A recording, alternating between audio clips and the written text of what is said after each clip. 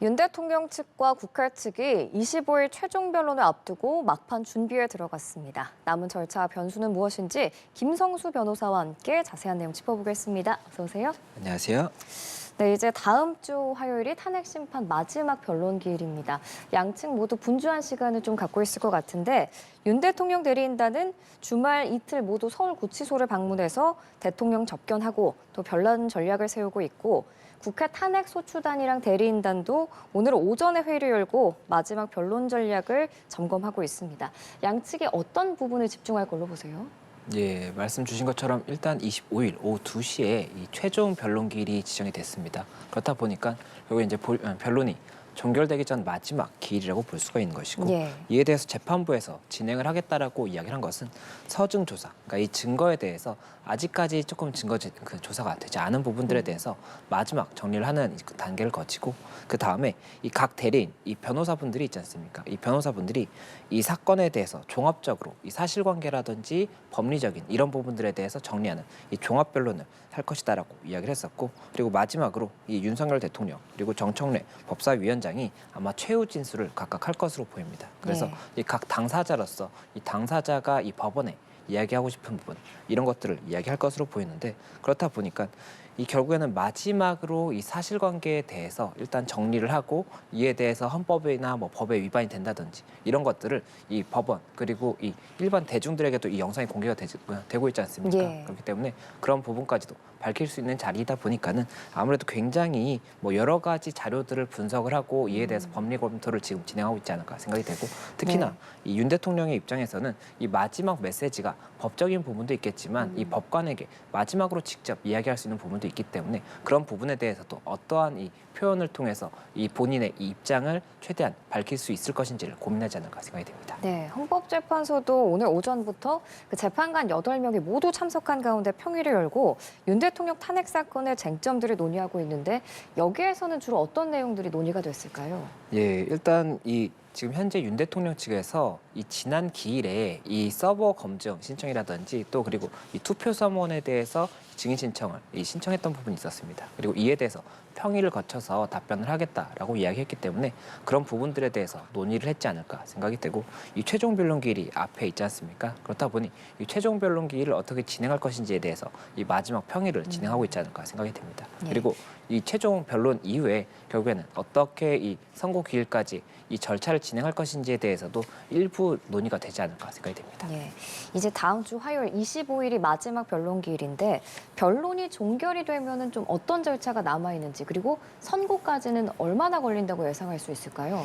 예, 일단은 선고 같은 경우에는 이 과거에 이 고 노무현 전 대통령이라든지 박근혜 전 대통령 같은 경우가 이 탄핵 사건이 10일 그리고 14일 정도의 이 기간을 두고 선고가 됐었습니다. 그렇다 보니 이 윤 대통령의 사건도 그 정도의 기간이 걸리지 않겠느냐 이런 이야기가 나오는 것으로 보이고 이 선고 시점에 대해서 일단 이야기가 나오는 부분이 선고 과정에서 어떠한 이야기가 있느냐가 사실은 가장 큰 변수라고 볼 수가 있는 것인데 만약에라도 이 선고 과정에서 이 의견을 정리하는 것이 조금 더 시간이 오래 걸린다라고 한다면 선고가 조금 더 이제 미뤄질 수는 있을 것 같습니다. 그리고 네. 이 과정에서 어떠한 것들을 하느냐를 보면 이 각 재판관들이 이 사실관계 그리고 법리에 대해서 어떻게 생각하는지에 대해서 여러 가지 논의를 거쳐서 이 부분에 대해서 어느 정도의 의견을 정리하는 그런 과정을 거치지 않을까 생각이 되고 그 의견에 따라서 각각의 재판관들이 생각이 다 다를 수가 있지 않습니까? 그렇기 때문에 그 의견들을 각각의 재판관들이 다시 한번 정리를 하게 됩니다.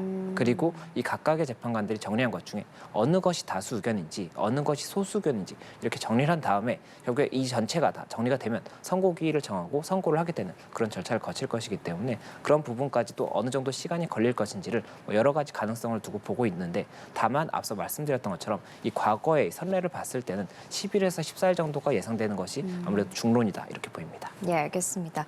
어제 그 윤 대통령 측이 기자회견을 열었습니다. 여기서 주장한 내용이 공수처가 서울중앙지법에 청구했던 그 계엄 사건 관련 영장이 기각이 되자 그 윤 대통령의 체포영장을 서울 서부지법에 청구를 했다. 그래서 그게 뭐 영장 쇼핑이다. 이런 주장을 했고 이에 대해서 공수처는 영장 관할과 수사권에 대한 부분은 이미 여러 차례 영장 재판을 통해서 아무 문제가 없다 이렇게 확인된 사안이라고 밝혔는데 이 부분 어떻게 들으셨어요?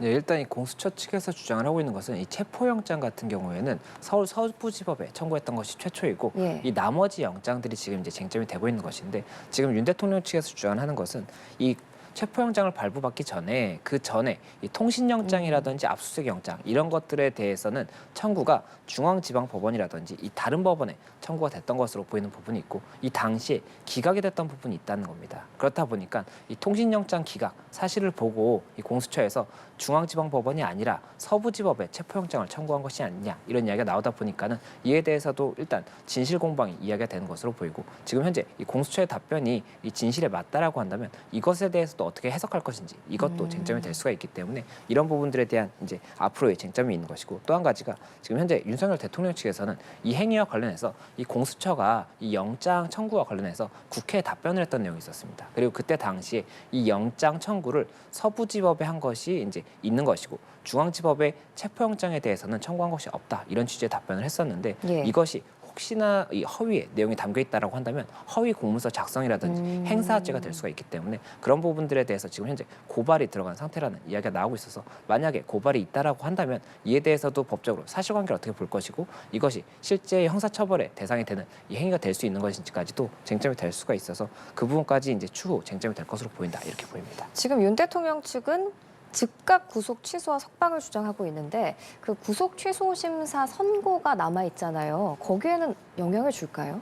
예, 아무래도 윤 대통령 측에서 지금 현재 주장하고 있는 이 구속 취소 사유 중에 하나가 공수처에서 이 서부지법에 청구한 것 자체가 이 법적으로 하자가 있다라는 주장을 하고 있기 때문에 만약에라도 그 부분에 대해서 만약 서부지법에 청구한 것이 이 영장 발부 가능성을 염두에 둔 것이고 이 공수처법상은 원칙적으로는 공수처가 기소를 하지 못하는 사건에 대해서는 서울중앙지검에 이첩하도록 되어 있는데 이것 자체가 그렇다면 이 영장에 대해서도 이 중앙지검의 대응 법원이 중앙지방법원에 모두 다 해야 되는 것인지 이런 부분들에 대한 법리적인 쟁점도 있을 수가 있기 때문에 그런 부분까지도 종합적으로 이 변수의 가능성은 있다라고 보이지만 다만 지금 현재 구속 취소에서 가장 중요하게 볼 수 있는 부분의 쟁점이 이 부분이라고 볼 수 있는지는 조금 더 봐야 될 것 같습니다. 예.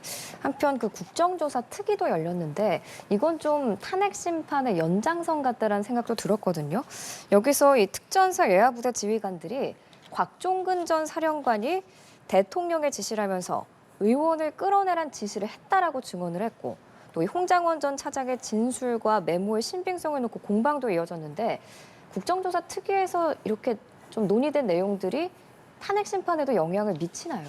예, 일단 탄핵 심판 같은 경우에는 제출된 증거를 기준으로 해서 판단을 하는 것이지 지금 어제 새로운 증언이 나왔다라고 한다면 예. 이 증언들은 지금 증거로 제출이 안 돼 있을 것 같지 않습니까? 그렇기 때문에 그런 부분들에 대해서 만약이라도 국회에서 이 다음 주 화요일에 변론이 종결될 예정이기 때문에 그 전에 이 증언들에 대해서도 뭐 증거로서의 제출을 검토한다라고 한다면 탄핵 심판에 영향을 끼칠 가능성이 있겠지만 그렇지 않다라고 한다면 이것은 증거로서 이 판단의 근거가 될 수는 없기 때문에 그런 부분에 대해서는 영향이 없을 수가 있다라고 보입니다. 예. 한편 윤 대통령의 경찰에 추가로 입건이 됐습니다.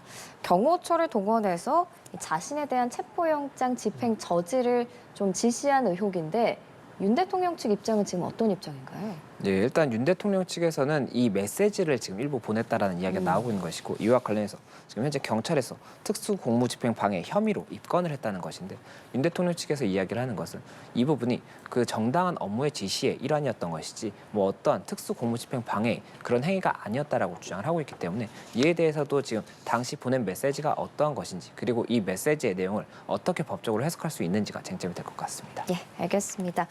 탄핵 심판 관련한 법적인 쟁점들 김성수 변호사와 함께 짚어봤습니다. 말씀 잘 들었습니다. 고맙습니다.